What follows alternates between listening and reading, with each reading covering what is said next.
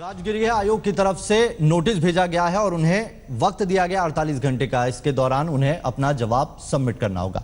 आगे बढ़ते हैं, अगली खबर का रुख करते हैं। अभिनेता सलमान खान के लिए आज का दिन बेहद भाग्यशाली रहा। 18 साल पुराने आर्म्स एक्ट के मामले में जोधपुर की कोर्ट ने सलमान को बरी कर दिया। ऐसा है, सुप्रीम कोर्ट ने भी समय समय पर कहा है कि किसी भी केस में किसका हाथ है, उसके पीछे क्या साजिश है, ये उस आदमी की आत्मा जानती है। क्या साजिश रही, कैसे रही, वो हम नहीं बता सकते, लेकिन निश्चित रूप से फर्जी मुकदमा था और आज उसका फैसला हुआ है और न्याय मिला है। सलमान खान अपनी बहन अलविरा के साथ सेशंस कोर्ट पहुंचे थे। वहां कुछ ही मिनटों में फैसला सुना दिया गया और सलमान को 18 साल पुराने सुबह 10 बजे जोधपुर कोर्ट। जैसे ही घड़ी की सुइयों ने 10 बजाए, जोधपुर अदालत वकीलों और रिपोर्टरों से खचाखच भर गई। सलमान को 10:30 बजे तक कोर्ट पहुंचना था, लेकिन उनकी जगह पर अलविरा वकीलों के साथ कोर्ट में पहुंच गई।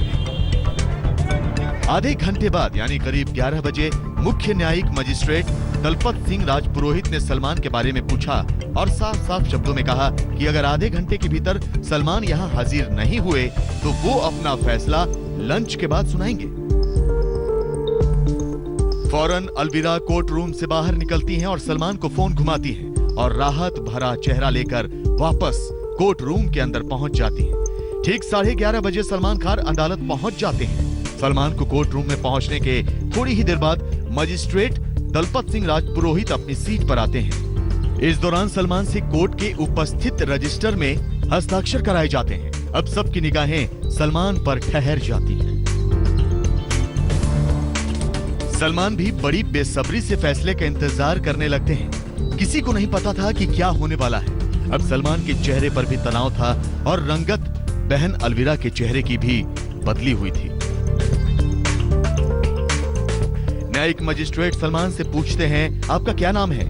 और सलमान अपना नाम बताते हैं। अब मजिस्ट्रेट महज एक लाइन का फैसला सुनाते हैं। सलमान को आर्म्स एक्ट के इस मामले में संदेह का लाभ देते हुए बरी किया जाता है। फैसला सुनते ही अलविरा खुशी से खिल उठती है, लेकिन सलमान ने किसी तरह की कोई खुशी जाहिर नहीं की। वो चेहरे पर बिना कोई भाव लिए खड़े हो जाते हैं। फैसला सुनने के बाद सलमान खान करीब 10 वकीलों को अपने ऑटोग्राफ देते हैं। इसके बाद सलमान अलविरा का हाथ पकड़कर कुछ कहते हैं और वापस कोर्ट से रवाना हो जाते हैं। साल 1998 में जब फिल्म हम साथ साथ हैं की शूटिंग जोधपुर में चल रही थी, तभी सलमान खान पर अवैध रूप से हथियार रखने का आरोप लगा था। उन पर आर्म्स एक्ट की धारा 3/25 और 25 के तहत केस चल रहा था। अगर सलमान को दोषी पाया जाता तो उन्हें 7 साल की जेल हो सकती थी। प्रिया हिंगोरानी के साथ देवंकुर, जोधपुर, आज तक। में सीटों के बंटवारे को लेकर बीजेपी और शिवसेना की चर्चा किस राह जा रही है, साफ नहीं हो रहा। दोनों दल ज्यादा सीटें लेने की बात पर अड़े हुए हैं। बीएमसी की 227 सीटों पर 21 फरवरी को चुनाव है।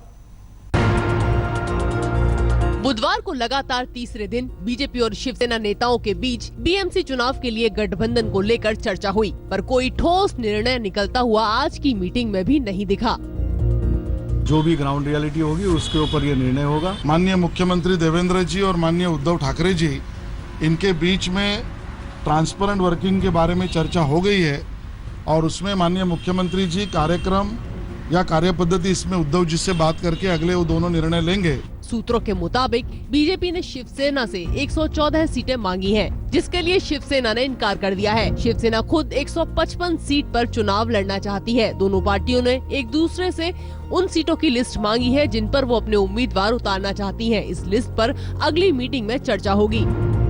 दोनों पार्टियों ने फैसला लेने के लिए 21 जनवरी की डेडलाइन रखी है। 21 फरवरी को बीएमसी समेत महाराष्ट्र की 10 महानगर पालिकाओं के चुनाव हैं, जिनमें से नासिक नगर पालिका सीट पर शिवसेना और बीजेपी साथ नहीं लड़ने वाली है। इस बारे में बस औपचारिक ऐलान होना ही बाकी है। 4 महीना पहले एक पोट निवडणूक हुई कॉर्पोरेशन की 2 जगह।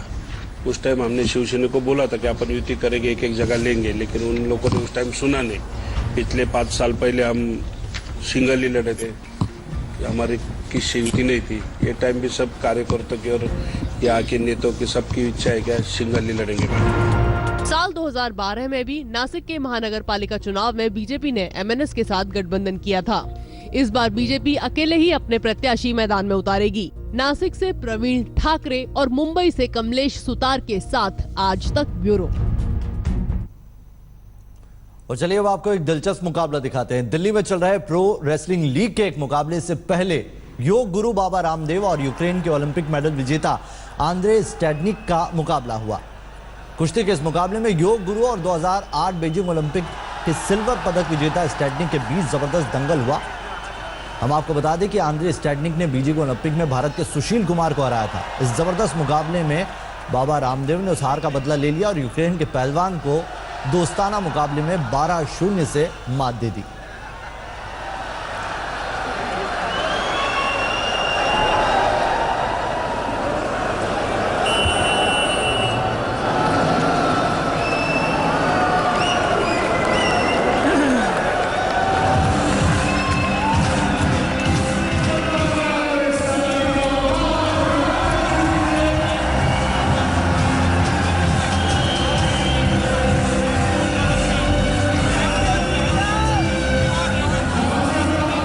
मुंबई मेट्रो में अभी के लिए इतना ही। छोटा सा ब्रेक लेंगे, ब्रेक के उस पार भी रहेंगी खबरें जारी। आप देखते रहिए आज तक।